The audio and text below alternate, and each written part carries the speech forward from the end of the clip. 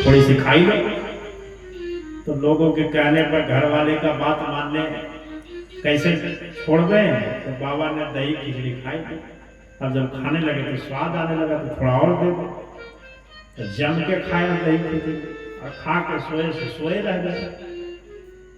और जब सोए रह गए तो सब लोगों ने खूब जगाया। जब नहीं जगे तो सब रोने लगे। और रोते रोते बुढ़िया कह रही थी कि हाय हाय दही खिचड़ी ने मार दिया।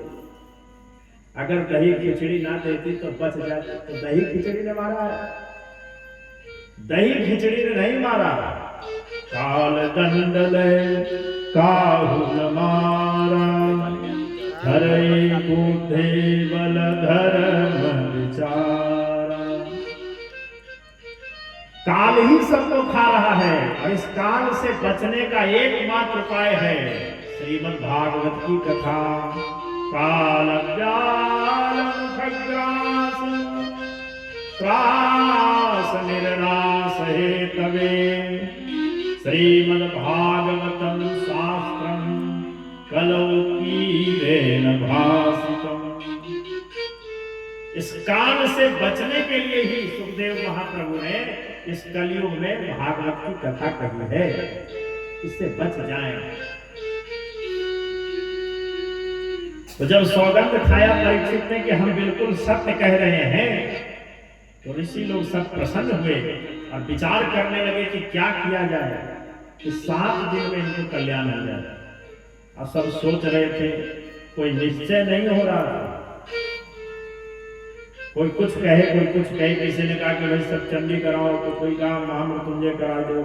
कुछ न कुछ विचार कर रहे थे पर कोई निश्चय नहीं कर पा रहा था कि हाँ यही करें, इसी से इनका कल्याण हो जाए। और इतने में ही दूर से एक नवयुवक दिखाई पड़े। दिव्य तेज प्रकाश फैले। सब ऋषि महर्षि उनके चरणों में दंडवत कर रहे हैं। दूरा देव विलोल लोचन पुटै आलोकितै बालकै। दूर से देखा एक बालक चला रहा है। वो बालक कौन है? तत्रा भवत् भगवान व्यास पुत्रो यदृक्षयागामट मानो नपेक्ष अलक्षलिंगो निजलाभतुष्ट प्रतस्य बालैरवधूत वेश। तत्रा भवत् भगवान व्यास पुत्र। तत्र अभवत भगवान ही व्यास नंदन के रूप में आ गए। बोलो सुखदेव महाप्रभु की जय। सुखदेव जी का आगमन हुआ। जैसे ही सुखदेव जी का आगमन हुआ तो सब ऋषि महर्षि लोग उनके चरणों में दंडवत प्रणाम करने लगे। अच्छा 16 वर्ष के हैं तो बालक कब तक कहते हैं? कितनी वर्ष की आयु तक बालक शब्द का प्रयोग करते हैं? हम सब विद्वान बैठे आप कितने वर्ष की आयु तक बालक कहते हैं और कितने वर्ष में युवक कहते हैं? अब यहां बालक कह रहे हैं 16 वर्ष की आयु। अच्छा सीधे सीधे 16 नहीं कह रहे। तम द्वैष्टवर्षं सुकुमार पादम करोरुबाहवम्। कैसे हैं सुखदेव जी? बोले 8 दूनी 16 वर्ष के हैं। सीधे सीधे 16 कहते, 8 दूनी 16 का क्या मतलब है?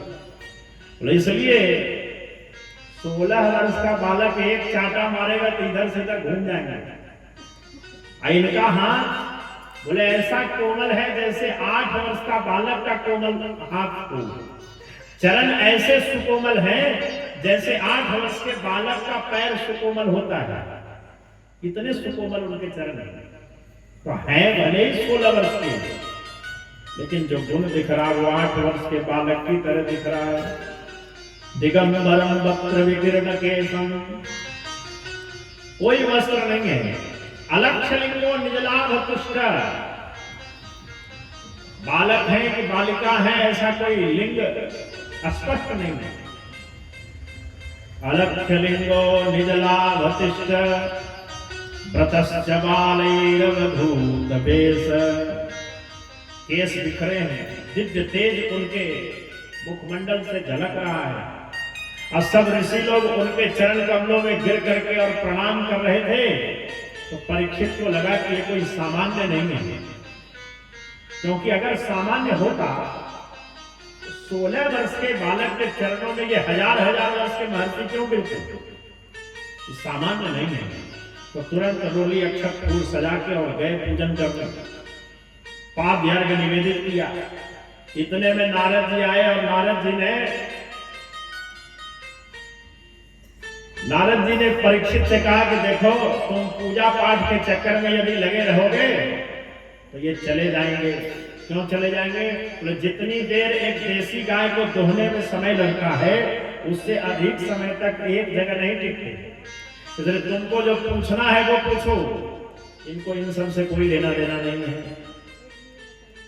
पाद्य और अर्घ को निवेदित किया और उसके बाद सीधे प्रश्न किया, अतः पृच्छामि संसिद्धि योगिनां परमं गुरुं पुरुषस्य हयत्कार्यं म्रियमाणस्य सर्वथा।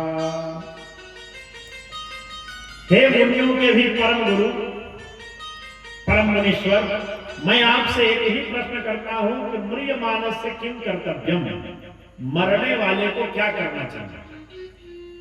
अब यदि परीक्षित पूछते कि हम मरने वाले हैं, 7 दिन में हमको मरना है, हमको क्या करना चाहिए, तो सुखदेव जी नहीं रुकते। लेकिन परीक्षित ने यह प्रश्न नहीं किया कि मैं मरने वाला हूं, मुझे क्या करना चाहिए। परीक्षित कहते मरने वाले को क्या करना चाहिए। तो मरने वाले केवल परीक्षित तो है नहीं, सब मरने वाले हैं। तो यह सार्वभौम प्रश्न हो गया, सभी के लिए प्रश्न हुआ, सभी के कल्याण के लिए प्रश्न किया है, सभी के कल्याण के लिए प्रश्न किया। इसलिए सुखदेव जी रुक गए, वहीं मृगचर में बिछाया, अपनी कमंडलू रख दी और रख करके और यहीं से प्रथम स्कंद का विश्राम और द्वितीय स्कंद यहीं से शुरू हो गया। बोलो सुखदेव महाप्रभु की जय। हमारे यहाँ जब जब श्रोताओं ने वक्ता से भगवान के विषय में पूछा है, तो सबसे पहले वक्ताओं ने श्रोताओं का खूब धन्यवाद किया। क्यों? बोले भगवान के विषय में पूछा। पार्वती जी ने शंकर जी से पूछा भगवान के विषय में, तो खूब बड़ाई करी पहले पार्वती जी की। धन्य धन्य गिरिराज कुमारी, धन्य धन्य गिरिराज कुमारी, तुम समान ओ तुम समान ओ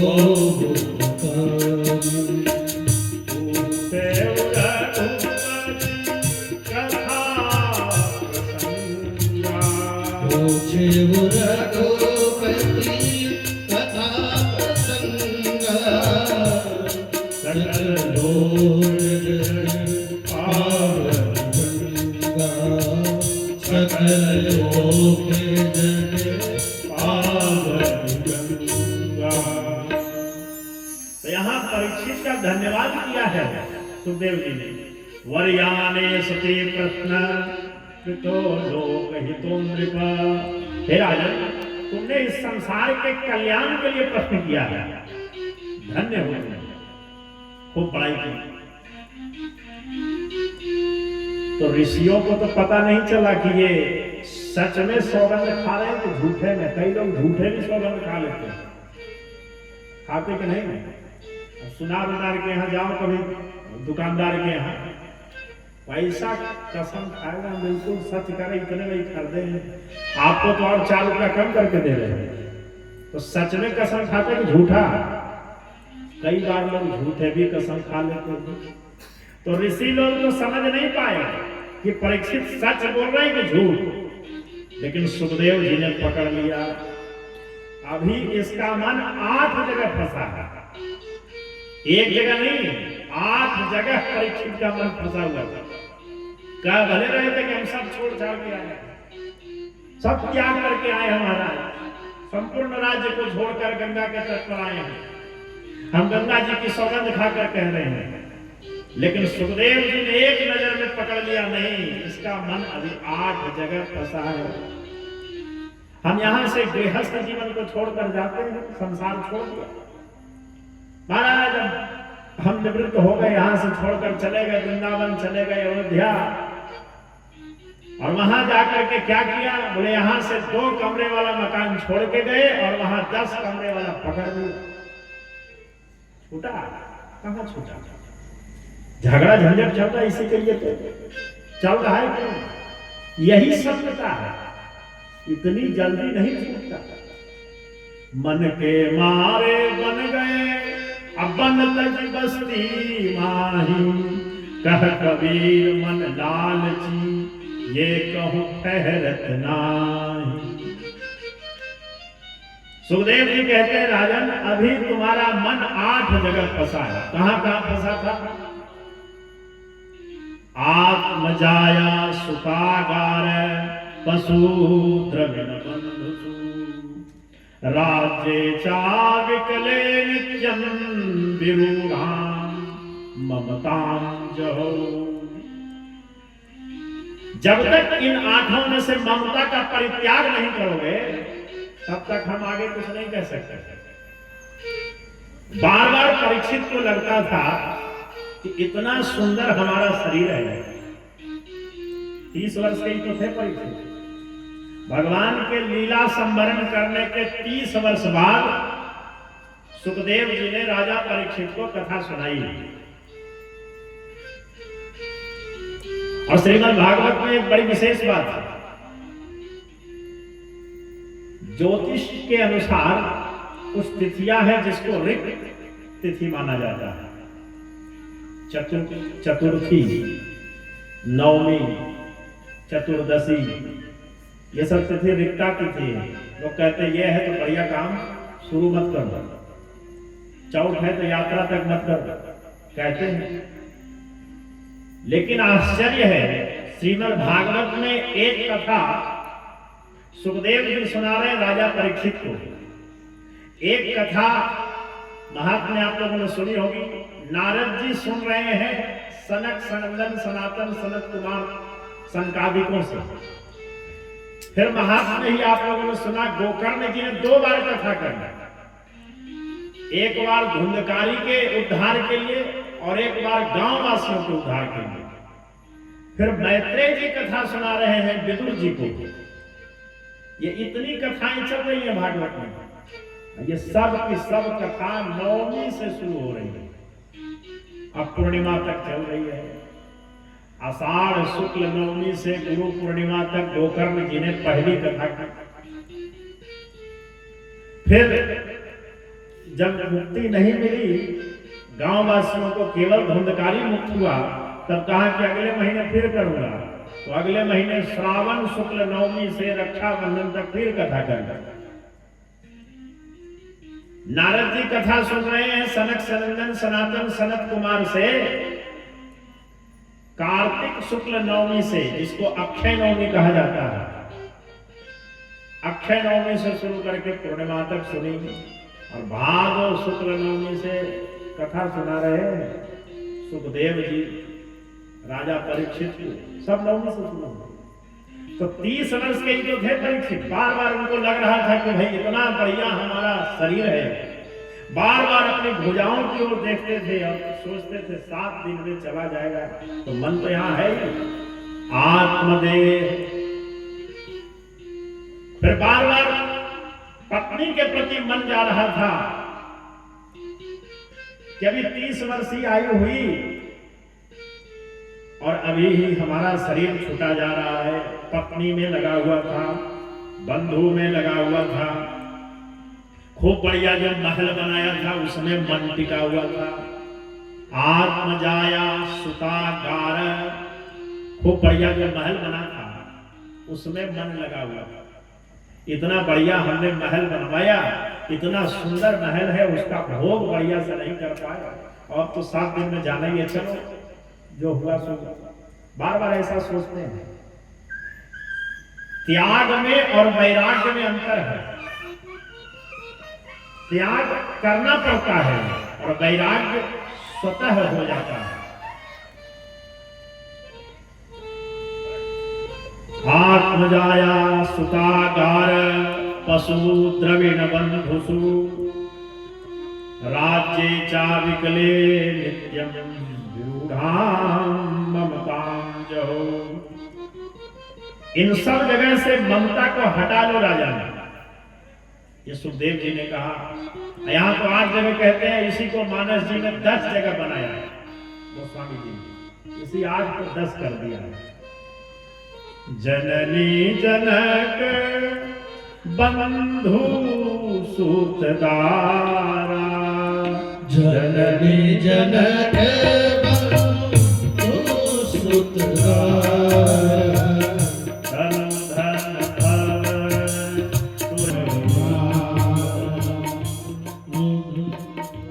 दस जगह बना दिया। ये 10 जगह 10 बंधन है, 10 गांठ हैं। ये जब तक नहीं खुलेंगे तब तक कल्याण संभव नहीं है। अब ममताम जहू,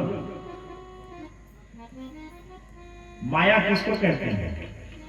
माया में हम बार बार कहते हैं ये सब मोह माया है, सुना होगा कई बार। तो मोह माया क्या है? ये माई की मोह माया है कि पांडाल मोह माया है कि घर मोह माया है, पत्नी मोह माया है, पुत्र मोह माया है। मोह माया है क्या? अगर धन ही मोह माया है तो ये शंकराचार्य जी चांदी के सिंहासन पर क्यों बैठ रहे हैं? कम से कम इनको तो छोड़ देना चाहिए। अगर धन ही मोह माया है तो ठाकुर जी के लिए बढ़िया स्वर्ण के आभूषण, स्वर्ण के सिंहासन क्यों बना रहे? कम से कम उनको तो मुक्त रखो मोह माया से, उनको तो मत दो। अगर धन ही मोह माया है, धन मोह माया नहीं है, सामग्री मोह माया नहीं है, पत्नी पुत्र भाई बंधु ये सब मोह माया नहीं है। ये जो माला है ये माला भी मोह माया हो जाएगी यदि इसके प्रति हमारी आसक्ति हो गई। जिसके प्रति आपकी आसक्ति है वही मोह माया है। भगवान की मूर्ति भी मोह माया हो सकती है अगर उसके प्रति आपकी आसक्ति जम गई, उसमें भी फंस जाएंगे। ममताम जहू का तात्पर्य क्या है? इस संसार में केवल व्यवहार बस रहे हैं, केवल व्यवहार पूर्वक। ये संसार व्यवहार के लिए ही है। इसमें से मन को हटा के रखना चाहिए, मन भगवान में लगाना चाहिए। एक महात्मा जी ने खूब बढ़िया कमंडलू बनवाया। आज से 45 वर्ष पहले की घटना है। बढ़िया कमंडलू बनवाया, खूब बढ़िया कमंडलू चांदी का। 40 वर्ष पहले उस कमंडलू को उन्होंने 37,000 रुपए में बनवाया। कितना महंगा हो, कहां कहां से धन लाया। अब कमंडलू बनवाने के बाद कई जगह दिखा रहे थे, वही कमंडलू लेकर के अखंडानंद सरस्वती जी महाराज के पास गए। वहां जब ले जाकर के कमंडलू को दिखाया कि महाराज हमने इसको इतना में बनवाया, बड़ा सुंदर है। तो उन्होंने कहा कि देखो इसको कभी अपने से दूर मत रखना। क्यों? बोले इसको यदि तुम अपने से दूर रखोगे, कहीं कोई लेके चला गया तो तुम इसी के वियोग में मर जाओगे और अगले जन्म में कमंडलू बन जाओगे। तो ये कमंडलू, ये मूर्ति, ये माला, ये भी आपके लिए बंधन हो सकती है यदि इसमें आसक्ति हो गई। तो मोह माया का तात्पर्य ये नहीं होता, धन संपत्ति नहीं होता। संसार में तो आए ये भोग करने के लिए, यहां जन्म हुआ भोग करो, लेकिन उस भोग में लिप्त नहीं होना चाहिए। मिल गया तब भी ठीक, न मिले तब भी ठीक, ये व्यवस्था हो। प्राप्त हो जाए तो बहुत बढ़िया है, नहीं मिला तब भी आनंद रहे। लेकिन रोज 4 प्रकार की सब्जी खाने की आदत है, एक दिन 2 ही बनी, झगड़ गए, 2 कम क्यों बनाए? परेशानी ये है। ममताम जहू का तात्पर्य ये नहीं है कि हम पत्नी को छोड़ दिए। छोड़ने से क्या होगा? राजा परीक्षित तो सब छोड़ के आए थे गंगा के तट पर, किसी को लेके आए? किसी को नहीं लेके आए थे। फिर भी सुखदेव जी कहते हैं अभी 8 जगह मन फंसा है।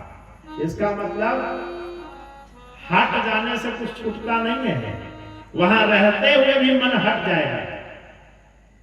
ये व्यवस्था बना लीजिए। मन ही मनुष्य के बंधन का कारण है। मन एव मनुष्याणाम बंधनम मोक्षकारयो। यही बंधन और मोक्ष का कारण है, और यही जिसमें फंसता है वही मोह माया है। ये आप निश्चित नहीं कह सकते कि इसी को मोह माया कहते हैं। जहां मन फंस जा रहा है वही मोह माया है। तो पहले पूछा कि ये बताओ कि अब तक तुमने क्या क्या किया है। ये तो हम बताएंगे कि मरने वाले को क्या करना चाहिए, लेकिन पहले ये बताओ कि अब तक तुमने किया क्या है। तो बेचारे परीक्षित तो ऐसे ही शांत हो गए। क्यों? बोले जो पहले चिल्ला रहे थे कि हम सब छोड़ के आए हैं, सीधे पकड़ में आ गई बीमारी। अब दोबारा परीक्षित सोचे कि कहीं कुछ बोले और फिर बीमारी पकड़ में आ जाए, इससे बढ़िया शांति ही रहो। तो परीक्षित ने कुछ नहीं कहा। और जब परीक्षित ने कुछ नहीं कहा तब सुखदेव जी कहते हैं मैं बताता हूं तुमने अब तक क्या किया। निद्रयार्यते नक्तम जमावे न जमावयो दिवाचार्थे हयाजं कुटुंबम भरने नवा। हे राजन, तुमने किया क्या है? रात्रि तो बिल्कुल सोने में बिता दिया। दिन और रात मिला के हमारी आयु है 100 वर्ष। अब 100 वर्ष में से 50 वर्ष तो सीधे निकाल दो। क्यों? रात में सो जाएंगे, तो रात्रि में सो जाएंगे तो 50 तो ऐसे ही खत्म हो गए। अब बचा 50। अब उस 50 वर्ष में क्या किया? दिन के समय में कुटुंबम भरणे नवा। कुटुंब के भरण पोषण में तुमने वो दिन भी गंवा दिया। उसी में तुम्हारा सब कुछ खत्म हो गया। अब करने से मिला क्या? क्योंकि बिना लाभ के कोई कुछ करता नहीं है। मिला क्या तुमको? दिन रात जो तुमने अपने कुटुंब का भरण पोषण किया तो उससे क्या लाभ हुआ? बोले एक सेना तैयार हो गई। एक सेना बनाया तुमने। कैसी सेना? देहापत्य कलत्रादि स्वात्म सैन्य सुसत्यपि। तुमने एक असत की सेना तैयार की। असत की सेना। अब मान लीजिए किसी का ब्याह हो, ससमय ब्याह हो जाए, तो ससमय ब्याह जब हो जाएगा तो उसके 2-4 लड़के हो जाएंगे। तो लड़के बच्चे हो गए, फिर उनका भी ब्याह हो गया, फिर उनके भी बाल बच्चे हो गए। तो मिला जुला के लगभग एक व्यक्ति 25-30 का परिवार को तैयार कर ही लेता है, नाती पोता मिलाकर। तो ये जो 25-30 की परिवार तैयार हुई, ये कौन है? बोले ये है सेना। उन बूढ़े बाबा की सेना तैयार है। स्वात्म सैन्य सुसत्यपि। तो एक बार बूढ़े बाबा को ध्यान आया कि जरा सब परिवार इकट्ठे हुए हैं विवाह के अवसर पर, और चलो बद्रीनाथ का द्वार खुला हुआ है तो सब परिवार एक साथ बद्रीनाथ का दर्शन कर ले। तो बढ़िया महाराज 26 सीटर वाली गाड़ी बुक करके बैठ गए। अब 25 परिवार सब जो सेना थे सबको लेके पहुंचे। तो जाने लगे तो चढ़ाई पर कभी कभी ड्राइवर साहब कहते कि चढ़ाई है, थोड़ा संख्या कम करो, हम आराम से चढ़ाएंगे गाड़ी। हमारे यजमान जी के परम लाडले भांजा साहब आदित्य जी महाराज, हम गाड़ी ऊपर चढ़ाते हैं तो दादाजी उतर गए अपने सब सेना के साथ। और उतरने के बाद जो सबसे ज्यादा जिससे प्रेम था उस छोटे बच्चे का हाथ पकड़ के और धीरे धीरे आगे चल रहे थे और सब बताते जा रहे थे कि देखो ये रुद्रप्रयाग है, यहाँ नीचे गंगा जी बहती है, सब बताते चले जा रहे थे। ये पर्वत ये ऐसा है। अब बताते बताते अचानक दादाजी का पैर फिसला। बूढ़े तो वही गए, अब पैर फिसला सो दादाजी 100 फीट नीचे गंगा जी में गिर गए। अब जब गंगा जी में गिर गए तो ये जो ऊपर है जो सेना बची है, इसमें से कोई ऐसा सेना है जो कूद जाएगा बचाने के लिए? कोई कूदेगा कि नहीं? कोई नहीं कूदेंगे, कोई कूदने वाला नहीं है। तो ये सेना कैसी हुई?